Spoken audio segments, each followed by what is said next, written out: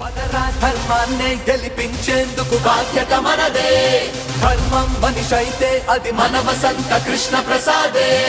వెయ్యిరా ఓటేరా తన గెలుపే మన భవిత పునాదే.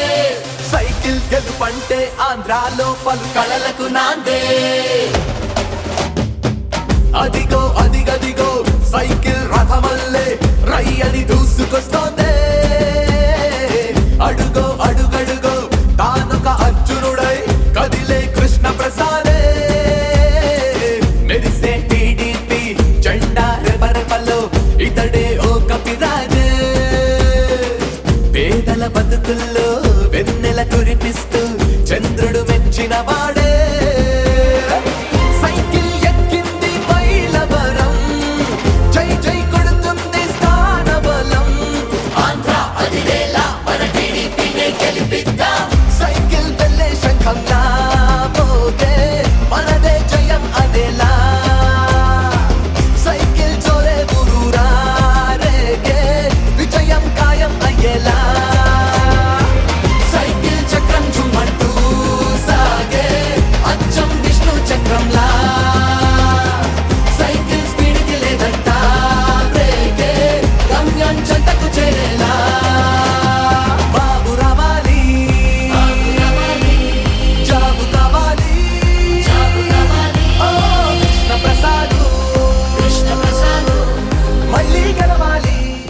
కేవలం ముఖ్యమంత్రి గారు సంక్షేమ పథకాల మీద ఆధారపడ్డారు.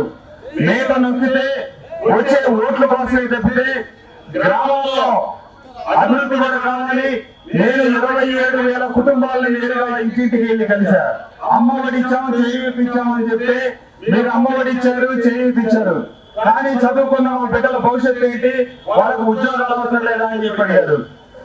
ఈ రాష్ట్రంలో 2014 నుంచి 19 వరకు ఒక్కసారి కూడా కరెంటు ఛార్జీలు పెంచాల, కానీ 2019 నుంచి 24 వరకు 9 సార్లు కరెంటు ఛార్జీలు పెంచారు. విద్యుత్ భారం మోపారు. మీకు 2017లో 18లో ఎంత కరెంటు బిల్లులు వచ్చినాయి, ఈ రోజు ఎంత కరెంటు బిల్లులు వస్తున్నాయి. అదే పరిశ్రమలకి ఎంత పెద్ద భారం అయింది.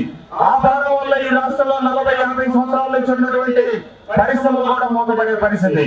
మరి పరిశ్రమలు లేనప్పుడు చదువుకున్న మన బిడ్డలకి ఉద్యోగాలు ఏ రకంగా వస్తాయి? అవసరాలకు పెన్షన్లే కాదు, మన వాళ్ళకి ఉద్యోగాలు కావాలి. స్థాయిలు సంక్షేమ పథకాలు గత ప్రభుత్వాలు ఇచ్చింది, ఈ ప్రభుత్వం ఇచ్చింది, రేపు రాబోయే ప్రభుత్వాలు ఇస్తాయి. కేవలం సంక్షేమం ఇస్తే మనకు అభివృద్ధి లేకపోతే, చదువుకునే బిడ్డలు ఆ కుటుంబాల్లో స్థిరపడకపోతే, కేవలం అమ్మఒడి ఎప్పుడు వస్తుందో ఎదురు చూసే పరిస్థితి కనిపిస్తే అంతకంటే దురదృష్టకరమైన పరిస్థితి లేదు. ఈ రాష్ట్రంలో చదువుకున్న యువతకి పక్క రాష్ట్రాల్లో వెళ్ళి హైదరాబాద్ లో లేదా చెన్నైలో ఉద్యోగాలు చేసిందే తప్పితే మన రాష్ట్రంలో ఉద్యోగాలు చేసే పరిస్థితి లేదు. మీరందరూ ఆలోచించండి. కూటమి అధికారంలోకి వస్తే మన పొరుగున అమరావతి వచ్చింది, మన బిడ్డలకు అవకాశాలు వచ్చినాయి. చింతలపూడి ఎత్తిపోతల పథకం 90% పూర్తయింది. మరి ఈ ప్రభుత్వం వచ్చి అవన్నీ ఆపి మన నోట్లో మట్టి కొట్టింది, మన రైతాంగాన్ని అవసరం చేసింది. ఈ సంవత్సరం వర్షాభావ పరిస్థితులు ఉంటే పొలాలకి పశువులకు నీళ్లు పడలేని పరిస్థితి. చింతలపూడి ఎత్తిపోతల పథకం మోటార్లు తుప్పు పడతా ఉన్నాయి, కొత్తగా పెట్టిన మోటార్లు కూడా ట్రాన్స్ఫార్మర్లు తుప్పు పడతా ఉన్నాయి. కానీ ఈ ప్రభుత్వానికి చీమ కొట్టినట్టు లేదు. అలాగే మన బిడ్డలకు ఉద్యోగ అవకాశాలు రావాలన్నా, మన చింతలపూడి ఎత్తిపోతల పథకం పూర్తయి మన ప్రాంతానికి సాగునీరు తాగునీరు రావాలన్నా ఎన్డీఏ ప్రభుత్వ అధికారులకు రావాలి. మీ అందరూ ఆశీర్వదించండి. తప్పకుండా నేను శాసనసభ్యుడైన తొలి రోజు నుంచి ఈ ప్రాంతంలో ఉన్న సమస్యలని గుర్తించాను, ప్రభుత్వానికి నివేదించాను. కానీ ముఖ్యమంత్రి గారికి చీమగుడ్డ ఒక్క రూపాయి కూడా శాంక్షన్ చేయాలి. తప్పకుండా ఈ రాష్ట్రంలో చంద్రబాబు నాయుడు గారి నాయకత్వంలో ఎన్డీఏ కూటమి అధికారంలో రాబోతా ఉంది. నియోజకవర్గంలో కూడా మీకు ఆశీస్సులు కలిగి గెలిచి ఆగిపోయిన అభివృద్ధి కార్యక్రమాలు కొనసాగిస్తానని, ఈ కోసే పవన్ కళ్యాణ్ గారు, నరేంద్ర మోడీ గారు, చంద్రబాబు నాయుడు గారు జట్టుగా మీ ముందుకు వస్తున్నారు. కాబట్టి మీ అందరి ఆశీస్సులు రావాలి. మీ అందరికీ నా హృదయపూర్వక ధన్యవాదాలు, నమస్కారాలు తెలియజేస్తూ సెలవు తీసుకుంటామన్నా. మన మైలవరం, మన వసంత. సైకిల్ గుర్తుకు ఓటేద్దాం. వసంత వెంకట కృష్ణ ప్రసాద్ గారిని గెలిపిద్దాం.